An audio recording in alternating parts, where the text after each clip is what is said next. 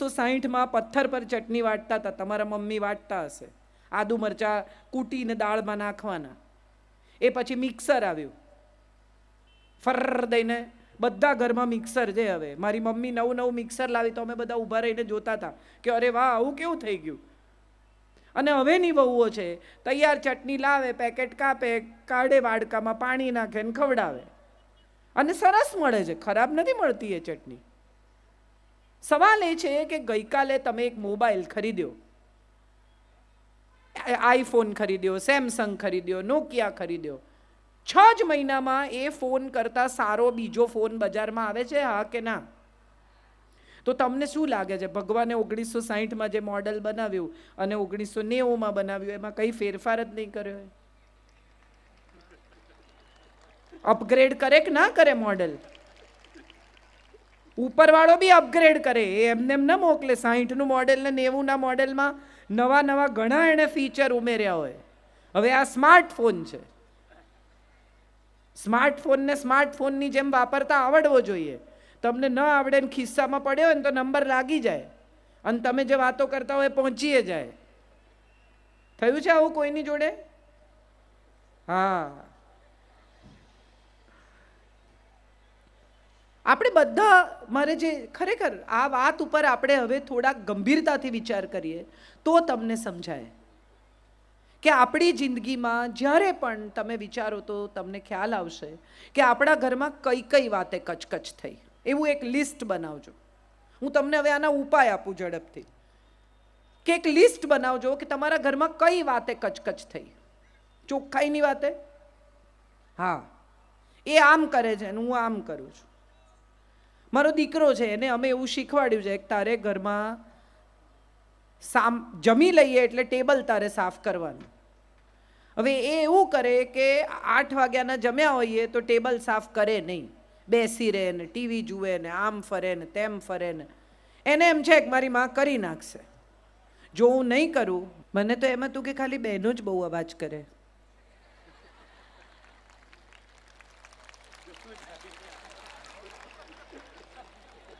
પણ એવું નથી. આપણને કેટલું બધા નથી કહેતા કચકચ કચકચ કરે. આપણો ટાઈમ આવે તો આપણે કહી દેવાનું, એમ થોડી છોડાય. મજાની વાત મારે જે તમારી સાથે કરવી છે કે તમારા ઘરમાં કઈ કઈ વાતે કચકચ થાય છે અથવા કઈ કઈ વાતે કકળાટ થાય છે, દીકરી સાથે પણ અને વહુ સાથે પણ. એનું લિસ્ટ બનાવશો ને તો તમને સમજાશે કે તમે તમારા વિચારો બદલ્યા નથી ને એટલે કચકચ થાય છે. ઉછરી રહેલી દીકરી હોય 13, 14, 15 વર્ષની, મોબાઈલ આપણે જ આપ્યો હોય, પછી એ કોઈની પણ સાથે મોબાઈલ પર વાત કરતી હોય એટલે આપણા કાન ચાર થાય. કોણ છે? કોની જોડે વાત કરે છે? ક્યાં જાય છે? એવી કેવી બેનપણી છે? અહીંયા લઈ આવો, મને મળાવો. બેનપણીને ઘેર ફોન કરે, આવી છે. આવી પોલીસગીરી કરવાથી તમે જો એમ માનતા હો કે તમારી દીકરીને તમે સંસ્કાર આપી શકશો તો આ તમારી ભૂલ છે. પોલીસ થવાથી કંઈ નહીં થાય, પ્રેમ કરવાથી થશે. એટલો સ્નેહ આપો કે તમારી સાથે જૂઠું બોલે જ નહીં. બધી મમ્મીઓ એમ કહે મને બધું સાચું કહેવાનું, હા બેટા. પછી 14-15 વર્ષની છોકરી એમ કે મારી ક્લાસમાં એક છોકરી છે ને એને અમારા ક્લાસનો એક છોકરો ગમે છે. આ બિચારી સ્નેહથી તમને સાચું કહેવા ગઈ, એમાં મમ્મીના ડોળા ફરી ગયા. તને નથી ને કોઈ ગમતો? એ એના ક્લાસની વાત કરે છે. તમે એને ક્યાં, જે મગજમાં વિચાર છે પણ નહીં એ તમે નાખ્યો. આ એના મનમાં નથી. એ તો નિર્દોષ ભાવે તમારી સાથે કશુંક શેર કરે છે, તમને કશું કહે છે. પહેલાં તો ધીરજથી સાંભળો. બાપુ આપણી વચ્ચે છે. મારે ખરેખર આજે આ વાત અહીંયા એમની હાજરીમાં કહેવી છે કે જ્યારે અસ્મિતા પર્વ હોય છે કે ક્યાંય પણ, અત્યારે પણ કેટલા નિરાંતે શાંતિથી એક સારા શ્રોતા થઈને સાંભળે છે. પોતે પ્રખર વક્તા છે, બાપુને સાંભળવા આખી દુનિયા આવે છે અને છતાંય ધીરજથી સાંભળી શકે છે. મોટા ભાગની મમ્મીઓ, માતાઓ સાંભળી જ શકતી નથી. દીકરી કંઈક કહેવાનું શરૂ કરે એટલે તરત એને કહે તારું દફતર ઠેકાણે મૂકી દે, તારા કપડાં વાળીને મૂકી દે, હા પછી સાંભળું છું, પહેલાં આટલું કરી નાખ, પહેલાં આ કરી નાખ, પહેલાં આ ગોઠવી દે. એ એના ઉમળકાથી, એના ભાવથી એની મા સાથે પોતાના હૃદયની કોઈ વાત, પોતાની લાગણી વહેંચવા આવીશ. આખો દિવસ શું સ્કૂલની વાતો કરવાની, ચલ તારું કામ કર, ભણવા બેસ. એને માટે જો તમે ઉત્તમ બહેનપણી બની શકો ને, તો તમારી દીકરી ક્યારેય એવું કંઈ નહીં કરે જેના કારણે તમારે નીચું જોવું પડે. આપણો પ્રોબ્લેમ એ છે કે આપણે માં જ બનીએ છીએ, આપણે મિત્ર બની જ નથી શકતા. અને માં એટલે શંકાશીલ, આખો દિવસ એના પર નજર રાખતી માં. માં એટલે એવી માં નહીં કે જે એની સાથે સ્નેહથી, પ્રેમથી, વહાલથી વર્તે. એનો કોઈ મિત્ર હોય, દાખલા તરીકે ક્લાસનો કોઈ છોકરો છે, એની સાથે એને ફાવે છે. એક છોકરા સાથે વાતો કરવી એ ગુનો નથી. આજના જમાનામાં તો નથી જ. સૌથી પહેલું આપણે શું કરીએ છીએ, જો આપણે પાટીદાર છીએ, આ બધા વાણિયા બામણ જોડે બહુ આપણે ભેગા નહીં થવાનું. ના, આ વિચાર એના મનમાં છે જ નહીં. એ તો નિર્દોષ છે, એનો મિત્ર છે, એ વાતો કરે છે, એની સાથે બહુ તો નોટ એક્સચેન્જ કરે છે. આ વિચાર એના મગજમાં આપણે જ નાખ્યો, અને પછી આપણને શંકા પડે છે કે શું કરે છે, ક્યાં જાય છે, કોને મળે છે. તો એ ત્યાંથી શરૂ થાય છે આપણો પ્રશ્ન. દીકરીને આપણે આખો વખત જ્યારે પણ જુઓ ત્યારે એના ઉપર શંકા કરવાની, એને બહાર નહીં જવા દેવાની, એની બેનપણીઓમાં શંકા કરવાની. અને પછી એ જ્યારે જૂઠું બોલવા માંડે, જ્યારે કોઈ છોકરાના પ્રેમમાં પડે, ત્યારે આપણને બહુ અફસોસ થાય. ભાગી જાય, ખોટું પાત્ર પસંદ કરે, ત્યારે આપણને બહુ અફસોસ થાય કે અરે રે, અમે આટલું કર્યું, અમે આટલા સંસ્કાર આપ્યા. સંસ્કાર એટલે મંદિર લઈ જવી, દીવો કરાવવો, કથા સાંભળવા લઈ જવી, પંજાબી પહેરાવવું, આ સંસ્કાર નથી. આ તો બધી બાહ્ય ઉપચાર છે.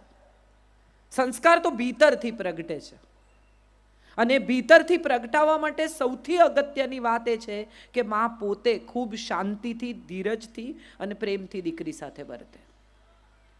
આ આપણા સમાજમાં નથી થતું. દીકરીને એટલું બધું ભણાવે, એટલી બધી ફટવે, પછી બીજે ઘેર જાય ત્યારે એને ફાવે નહીં.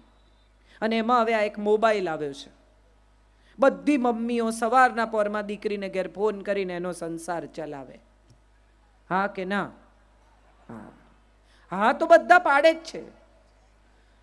તારે ઘેર શું બનાવ્યું છે, કોણ આવેલું, શું વ્યવહાર કર્યો, તે એને શું આપ્યું, એણે તમને શું આપ્યું, એણે આપણા લગ્નમાં ક્યાં કવર આપ્યું છે. એ એના ઘેર ગઈ છે, એના સાસરે ગઈ છે, એના પરિવાર સાથે સુખી થાય એવો પ્રયત્ન કરવાની માતા પિતાની ફરજ છે. એના સંસારમાં દખલ કરવાથી છૂટાછેડા થયા વગર નહીં રહે. અને પછી મમ્મી એમ કે છૂટાછેડા થયા, અમે તો બધું આપ્યું. વસ્તુ આપવાથી કોઈ ક્યારેય સુખી થતું નથી, વિચાર આપવાથી સુખી થાય છે. આપણે આ વિચાર નથી આપતા, વસ્તુઓથી એનું ઘર ભરી દઈએ છીએ. માટે કદાચ આ પ્રશ્ન થાય છે. પરણીને આવી જે વહુ, એની સાથે પણ આપણે એ જ વ્યવહાર કરીએ છીએ, કડક એકદમ. એને જરાય ઢીલી નહીં પડવા દેવાની, જરાય શાંતિથી. એને પોતાનું ઘર લાગે જ નહીં. સોફામાં બેઠી હોય એને જો બહારથી આવ્યા, કેમ પગ ઉપર લઈને બેઠી છે, કેમ આમ કરે છે, શાક નથી સમાર્યું, બેસી રહી છે, આમ નથી કર્યું. સતત કચકચથી ક્યારેય કોઈ આપણું થતું નથી. ઘરના નોકરે ભાગી જાય તો આ તો વહુ છે.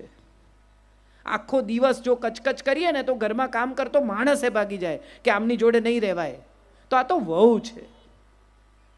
અને જે જુવાન દીકરીઓ છે એને પણ મારે કહેવાનું છે કે તમે અહીંયા આવ્યા છો, જેમણે આટલો સંઘર્ષ કરીને પૈસો બચાવીને આ મકાન બાંધ્યું છે, કે તમારા વરને ઉછેર્યો છે, એ માને થોડો સ્નેહ કરો, એને થોડી ચલાવી લો, એને થોડું માફ કરો, તો એમાં તમે ક્યાં નાના થઈ જવાના છો. હું મારા સાસરે ગોમતીપુર જાઉં ને તો આટલી બધી આ પ્રખર વક્તા અને ફલાણીને હમણાં મારી 50 ઓળખાણ આપી, એ બધા પછી મારા મમ્મી મને યાદ કરાવે કે મંગળસૂત્ર ભૂલતા નહીં. હું રોજ નથી પહેરતી, ચાંદલો કરજો, બંગડી પહેરજો. કેમ? કારણ કે ત્યાં લોકો વાતો કરશે અને મને કોઈ નહીં કે મારી સાસુને સંભળાવશે. હું જો એમને પ્રેમ કરતી હોઉં તો એમને તકલીફ ન થાય એવું વર્તવાની મારી ફરજ છે. એ સાસુ છે, માં છે, પડોશી છે, માસી છે, કાકી છે, ભૂલી જાઓ ને. એક વૃદ્ધ સ્ત્રી તમારા ઘરમાં રહે છે અથવા વૃદ્ધ થઈ રહી છે, એની લાગણી સાચવવી એ આપણી ફરજ છે.